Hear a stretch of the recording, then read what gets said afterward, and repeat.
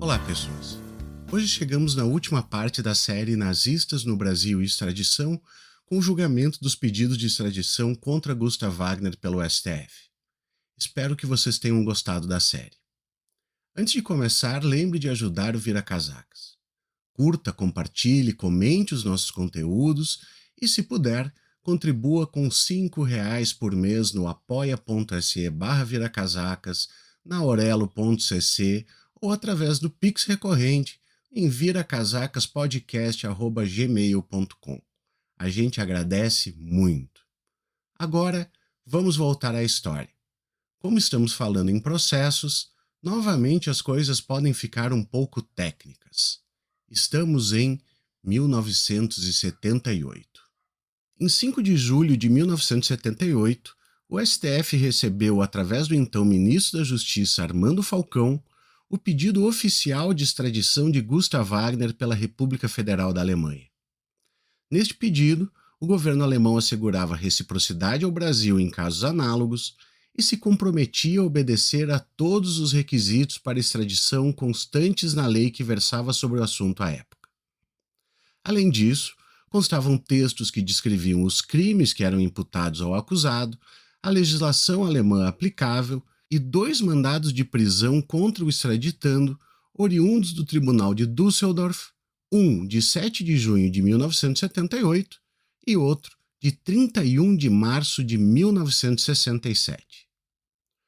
Foi juntada ainda uma decisão da Suprema Corte Alemã de 13 de maio de 1960, que transferia para o Tribunal de Düsseldorf a competência para julgar os processos contra ex-membros da SS, entre eles Wagner. O mandado de prisão de 78 descrevia as atividades criminosas de que participou Wagner de abril de 1942 a 14 de outubro de 1943. Entre elas, a participação na morte de pelo menos 150 mil pessoas. Hoje sabe-se que o número foi muito maior, chegando a 260 mil pessoas, além de ele ter fuzilado pessoalmente vários judeus. Os documentos juntados descreviam de forma bastante correta os procedimentos realizados em Sobibor, e constava ainda uma foto do nazista quando jovem. Com os autos conclusos ao ministro Cunha Peixoto do Supremo Tribunal Federal, seu primeiro ato foi ordenar que todos os processos contra o extraditando fossem apensados, uma vez que pouco depois do pedido alemão, foram recebidos também os oriundos dos governos polonês, austríaco e israelense. Em 21 de agosto de 78, Wagner foi interrogado pelo ministro Cunha Peixoto no Hospital de Pronto Atendimento Psiquiátrico de Taguatinga, onde se encontrava internado. Wagner, neste interrogatório, afirmou ter trabalhado em Sobibor, mas alegou nunca ter matado ninguém, tendo laborado apenas na construção de alguns prédios no campo. Após isto, foi aberto prazo para que o defensor se pronunciasse. Em 24 de agosto, o governo alemão solicitou a juntada de novos documentos. Entre eles havia, em especial, a certidão pela qual o Procurador-Geral do Estado da Renânia deu início em 31 de maio de 1960 à instrução criminal contra Wagner e certidões relativas à condenação de coautores de crimes praticados em Sobibor, por sentenças de 8 de maio de 1950 e agosto de 1960, sendo esta última contra Hubert Gomerski, especialmente concernente ao caso por estar expressa a coautoria de Wagner, tendo a possibilidade de interromper eventual prescrição. Em 4 de setembro de 78, o defensor de Wagner, Flávio Augusto Marx, apresentou a defesa do extraditando quanto ao pedido formulado pela Alemanha, fixando suas alegações em apenas 2 argumentos. Primeiramente, a dúvida acerca da identidade do extraditando. O defensor alegou que o extraditando fora vítima da imprensa e de artimanhas do governo de Israel, sendo que haveria, portanto, dúvida quanto à identidade dele, que não pôde ser dirimida pelos documentos juntados pela Alemanha. Negou também que as fotos juntadas aos autos fossem do extraditando, alegando poder se tratar de outro Gustav Wagner. Em segundo lugar, partiu o defensor a alegar a prescrição dos crimes imputados a Wagner perante a legislação brasileira. Colocou que, uma vez tendo-se como termo final dos crimes a data da revolta em Sobibor, 14 de outubro de 1943, a prescrição se efetivaria em 14 de outubro de 1963, sendo que apenas em 31 de maio de 67 fora emitida a ordem de prisão contra o extraditando. Desta forma, inexistiria possibilidade de extradição de Wagner. Como ele não havia tido contato com os novos documentos juntados pela Alemanha, em 25 de setembro, o defensor de Wagner discorreu a respeito deles, alegando que se tratava meramente de certidões dos documentos, sendo que, para serem aceitos pela justiça brasileira, deveriam ser cópias ou traslados autênticos.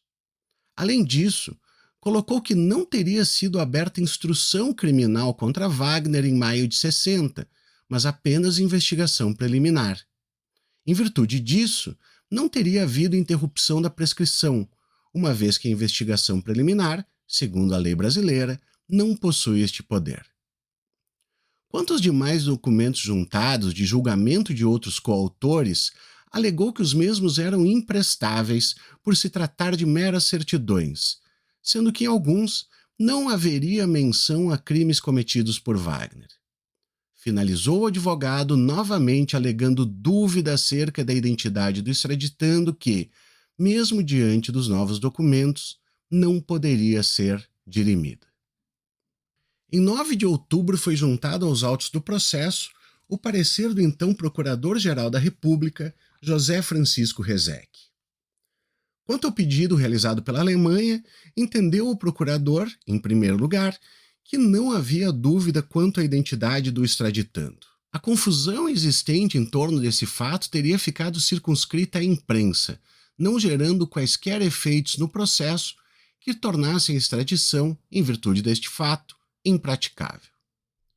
O mesmo, segundo Rezec, se aplicaria no que diz respeito à descrição dos crimes imputados ao extraditando, afirmando que, ao menos no que se referia aos atos praticados em Sobibor, não restariam dúvidas acerca dos crimes realizados por Wagner.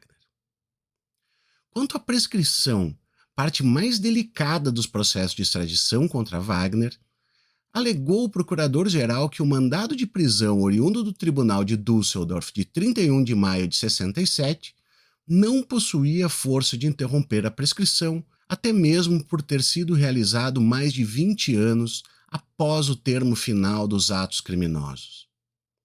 Afirmou, porém, que a condenação de Gomerski pelo Tribunal do Júri em 25 de agosto de 60 por crimes praticados em Sobibor em coautoria com Wagner teria interrompido, sem dúvidas, o prazo prescricional.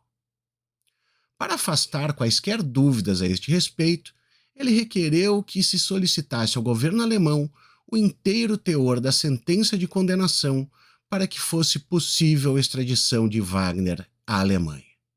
Estes documentos somente foram juntados em 29 de novembro de 78, sendo que merece amplo destaque o seguinte. O primeiro documento era uma nota da Embaixada da República Federal da Alemanha, esclarecendo que a sentença contra Gomerski, mencionada pelo procurador e que possibilitaria a extradição de Wagner, continha um erro. Ela não era de 25 de agosto de 1960, mas sim de 25 de agosto de 1950. Em virtude deste erro documental do governo alemão, a análise realizada pelo procurador-geral quanto ao pedido da Alemanha de nada mais valia. Se proferida a sentença contra Gomerski em 1950, já haviam se passado mais de 20 anos. Tendo em vista a juntada destes novos documentos, foi novamente dado vista do processo ao defensor de Wagner para que pudesse se pronunciar. O advogado não deixou o erro do governo alemão passar em branco. Colocou que, apesar de, em um primeiro momento, ter parecido que a sentença contra Gomerski poderia servir aos intuitos da Alemanha de ver Wagner extraditado, em virtude da correção da data do documento, este não serviria mais para o processo em questão. Em fevereiro de 79, diante da juntada destes novos documentos e da manifestação do defensor, foi novamente dada vista do processo ao Procurador-Geral da República. Rezec, neste segundo parecer, afirmou que eram indubitáveis as provas dos crimes cometidos por Wagner em Sobibor e que este figurava como coautor nas sentenças dadas pelos tribunais alemães. Entendeu ainda que um novo procedimento de instauração de inquérito criminal em 10 de julho de 63 equiparava-se no Brasil ao Instituto da Denúncia, tendo este documento o poder de interromper a prescrição no caso em análise. Diante disso, continuava o Procurador-Geral, favorável à extradição de Wagner para a Alemanha. Vamos agora ao pedido de Israel.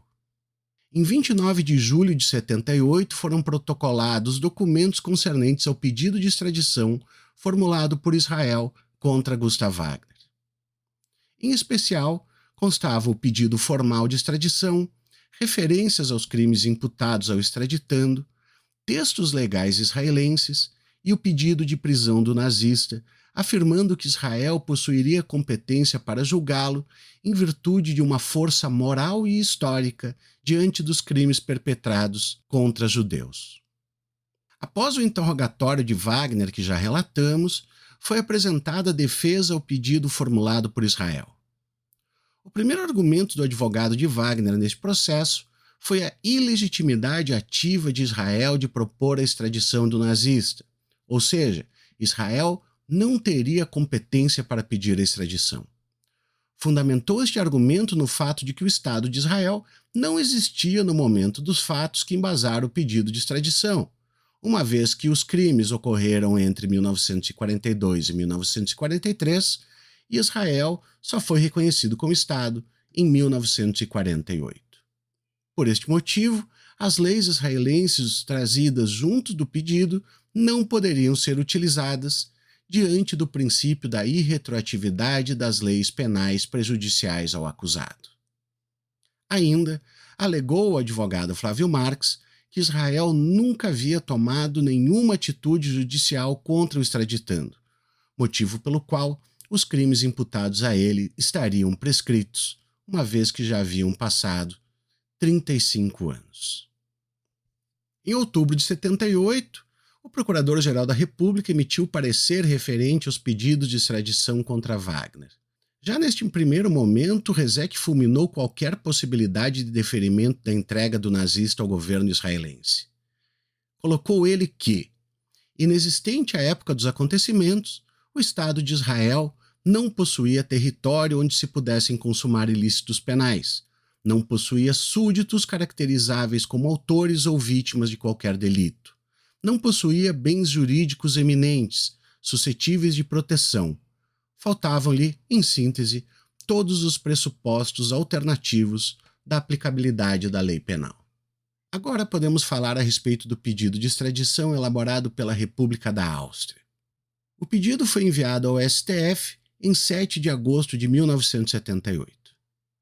Junto do pedido, foram juntados documentos, merecendo destaque uma ordem de prisão contra Wagner, oriunda de tribunal austríaco, datada de 16 de março de 66, pelos crimes cometidos em Sobibor, um novo mandado de prisão contra ele, de 16 de junho de 78, documentos que comprovavam a participação do nazista nos crimes que lhe eram imputados, sendo que, no pedido austríaco, constavam os crimes realizados por Wagner tanto em Sobibor quanto em Hartheim e excertos da legislação austríaca aplicável ao caso. O pedido da República da Áustria foi minucioso quanto à descrição dos crimes realizados durante a ocupação alemã. No processo constam mais de 300 páginas de interrogatórios de membros da SS em Sobibor e Hartheim, pessoas que trabalharam em Hartheim e depoimentos de vítimas que haviam sido prisioneiras em Sobibor. O que merece destaque é que o pedido formal de extradição, apesar de conter inúmeras referências aos crimes de Wagner em Sobibor, foi fundamentado única e exclusivamente nos crimes do nazista em Hartheim, talvez por entender que o governo austríaco não possuiria jurisdição sobre crimes cometidos em solo polonês. Em 4 de setembro foi apresentada a defesa quanto ao pedido austríaco por Flávio Marx. Primeiramente, assim como havia feito anteriormente, alegou imprecisão quanto à identidade do extraditando, colocando que não seria possível afirmar sem qualquer dúvida que o réu procurado pela justiça austríaca seria o que estava preso no Brasil. Ainda argumentou que o pedido de extradição austríaco, por ter se fundamentado unicamente nos alegados crimes em Hartheim, não poderia prosperar, uma vez que o mandado de prisão datado de 1966 referia-se a Sobibor, assim como os demais documentos juntados, sendo que o único que se referia a Hartheim também era o mandado de prisão de junho de 1978. Os crimes em Hartheim que fundamentaram o pedido austríaco estariam, portanto, prescritos.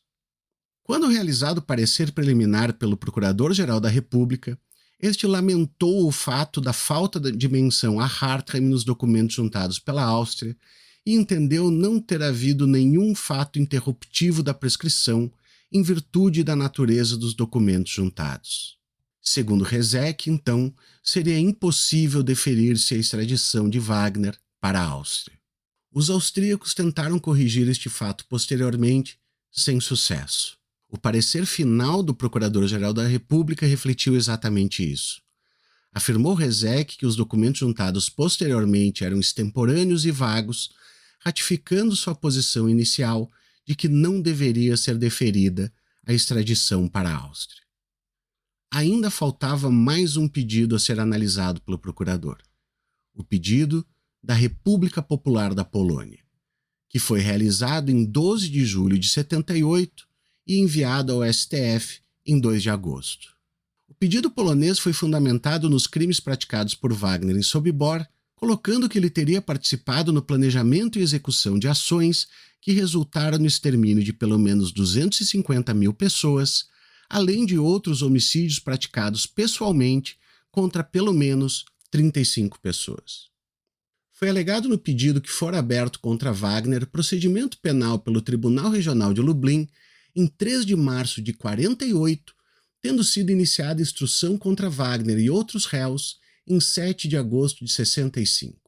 Pronunciou-se então o defensor do extraditando, alegando, em primeiro lugar, que a abertura de procedimento realizada em maio de 48 fora, na realidade, uma decisão cautelar a pedido de autoridade policial, não possuindo o caráter de interromper a prescrição, e desta forma, como a decisão de instrução contra Wagner somente fora realizada em 65, já haviam se passado 22 anos dos atos criminosos, estando, portanto, prescritos os crimes cometidos pelo nazista. Foi realizado, em sequência, o parecer preliminar de José Francisco Rezec. Quanto ao pedido polonês, entendeu Rezec que, conforme o colocado pelo defensor de Wagner, havia falhas quanto à documentação trazida aos autos e, principalmente, que o mandado de detenção temporária de 48 não tinha o poder de interromper a prescrição. Tendo sido aberta instrução apenas em 65, já havia se operado a prescrição. Assim como havia feito a Áustria, o governo polonês também tentou corrigir a documentação constante no processo e rebater as alegações do defensor de Wagner. Tudo sem efeito. 3 meses depois da última tréplica, em maio de 79, Rezec emitiu seu parecer final a respeito dos pedidos de extradição contra Wagner. Novamente, entendeu que, além de não constar em textos da lei polonesa imprescindíveis para a instrução do pedido, o mandado de detenção de 48 não interromperia a prescrição. Assim, não era possível o deferimento do pedido de extradição para a Polônia. Em 20 de junho de 79, os pedidos de extradição foram relatados e votados no Supremo Tribunal Federal. Terminado o relatório, o ministro Cunha Peixoto começou a prolatar o seu voto quanto aos pedidos de extradição. Em primeiro lugar, versou a respeito da identidade do extraditando e dos informes quanto à sua conduta delituosa. No entendimento do relator, diante das provas juntadas aos pedidos e da própria confirmação de Wagner de sua presença em Sobibor, não havia qualquer dúvida acerca da sua identidade. Quanto aos crimes, também não havia, segundo o ministro, que se questionar a materialidade dos crimes e a participação do extraditando diante da prova testemunhal acostada aos autos. Passada esta análise de requisitos em comum a todos os pedidos de extradição, passou o relator a analisar cada um dos pedidos individualmente, iniciando pela Áustria. Votou o ministro indicando que, de forma clara, o governo austríaco entendeu ser incompetente para julgar os crimes cometidos em Sobibor, restringindo seu pedido àqueles realizados em Hartheim, em solo austríaco. Nesta linha, pecou o governo da Áustria, uma vez que 2 dos principais documentos juntados referiam-se exclusivamente a Sobibor, sendo, portanto, imprestáveis ao presente caso. O mandado de prisão de 78, apesar de aludir várias vezes a Hartheim, pecava pela generalidade da natureza e das atividades naquela instituição, sendo também inútil. Não bastasse isso, o crime já estaria prescrito segundo a legislação brasileira, apesar de o mesmo não ter ocorrido na Áustria. Passou então o ministro a versar a respeito do pedido de Israel. O voto de Cunha Peixoto também foi contrário ao deferimento do pedido de extradição formulado por Israel, seguindo a mesma linha dos pareceres do Procurador-Geral da República. O relator iniciou seu voto quanto ao pedido polonês, ressaltando que seria incontestável a prevalência da justiça polonesa para o julgamento do caso em análise, por terem sido cometidos na Polônia os crimes imputados ao extraditando. Ocorreu, porém, no entendimento do ministro, que 2 motivos impediam o deferimento do pedido da Polônia. Em primeiro lugar, o fato de que a solicitação da extradição de Wagner era baseada em uma lei posterior aos fatos delituosos, o que não era permitido pela legislação brasileira. Em segundo lugar, e mais grave, a Polônia não demonstrou em qualquer momento a abertura de qualquer ato judicial capaz de interromper a prescrição pelo direito brasileiro. Entendeu, portanto, que o mandado de detenção temporária de 48 não era apto para interromper a prescrição e, em consequência, quando do encaminhamento da instrução de 65, os crimes já se encontravam prescritos. Por último e mais longamente, Cunha Peixoto passou a analisar o pedido de extradição alemão. Ressaltou de início o relator que a Alemanha trouxera vasta documentação aos autos e que possuiria competência para julgar os crimes imputados ao extraditando, fato já pacificado no STF quando do julgamento do caso Stangl. Passou então a analisar a prescrição dos crimes imputados a Wagner, segundo a legislação brasileira e a legislação alemã. Colocou o ministro que existiam 2 sistemas quanto à interrupção da prescrição quanto ao coautor. O primeiro reza que, quando interrompida a prescrição quanto a um autor do crime, seriam produzidos efeitos para todos os demais. Este sistema era adotado pelo Brasil. O outro sistema proclama que a ocorrência da prescrição ou sua interrupção se dá separadamente para cada um dos participantes do mesmo fato. Este sistema era utilizado pela Alemanha. Diante disso, segundo o direito brasileiro, a prescrição quanto aos crimes cometidos por Wagner teria sido interrompida 2 vezes. Uma, em 25 de agosto de 50, quando da condenação de Gomerski, tendo Wagner como coautor, e novamente, em 20 de dezembro de 66, quando do fim do processo contra Frenzel e Bolander, que se referia também a Wagner como participante dos delitos. Assim, pelo ordenamento jurídico brasileiro, não teria ocorrido a prescrição. Colocou então que até 1967 não havia sido aberto qualquer investigação judicial contra Wagner especificamente. Em suma, como pelo direito alemão a prescrição não se interrompe para todos os participantes dos crimes, mas apenas para aqueles que foram alvos diretos de procedimento judicial, e o primeiro procedimento específico contra Wagner fora em 1967, já haviam transcorrido mais de 20 anos do início do prazo prescricional, não sendo possível deferir também o pedido alemão em virtude da prescrição. Ao contrário do que ocorreu no caso Stangl, em que os ministros componentes se pronunciaram a respeito do caso, os votos no caso Wagner foram sucintos e frios, limitando-se, no pedido da Áustria, a acompanhar o voto do ministro relator, o mesmo acontecendo quanto ao pedido israelense e polonês. No que se refere ao entendimento do ministro Cunha Peixoto quanto ao pedido alemão, porém, houve algumas discussões.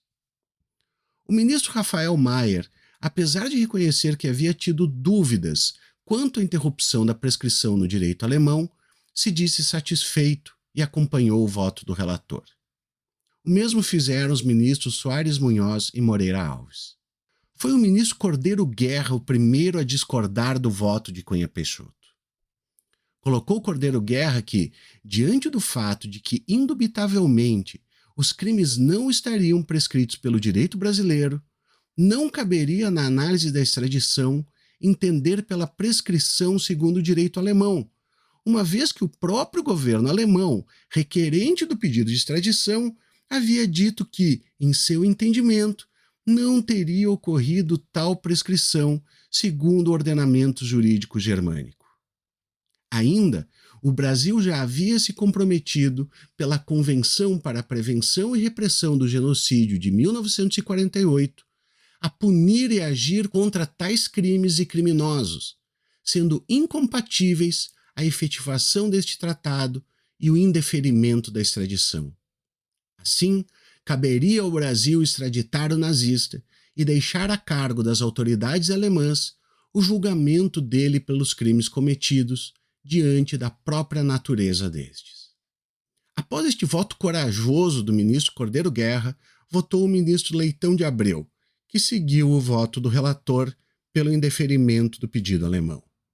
Na sequência, proferiu o voto o ministro Xavier de Albuquerque, que havia sido advogado de Franz Stangl.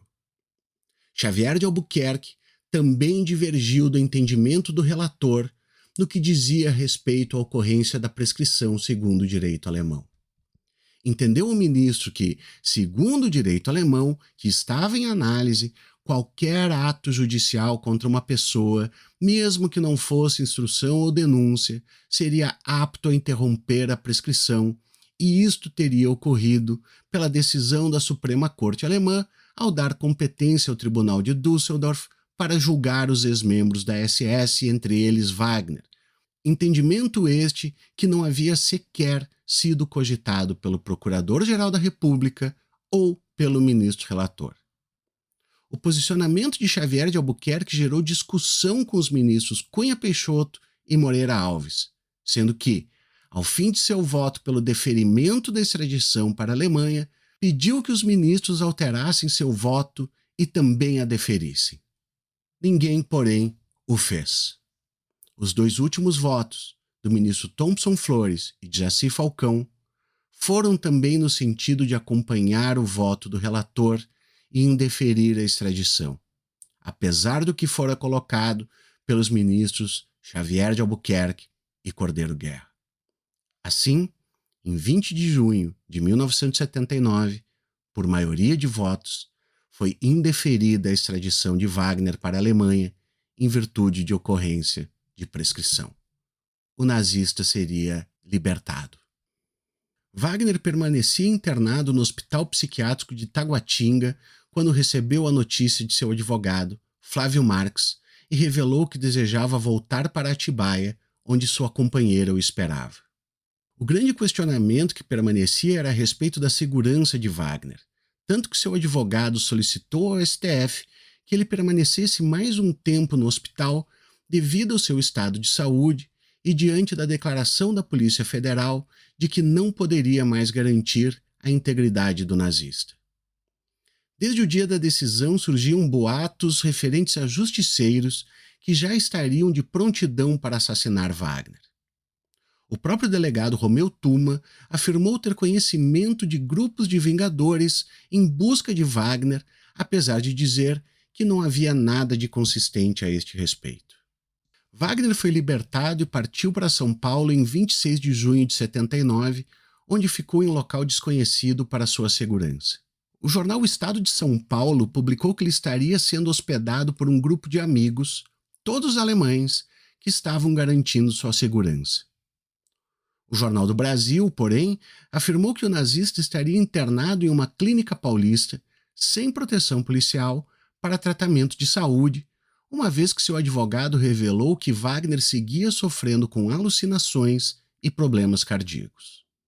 Surgiram posteriormente rumores sobre um pedido de revisão formulado pela República da Alemanha junto ao STF, sendo que um recurso de embargos chegou a ser analisado pelo tribunal, sendo rejeitado por unanimidade, uma vez que a decisão original era irrecorrível.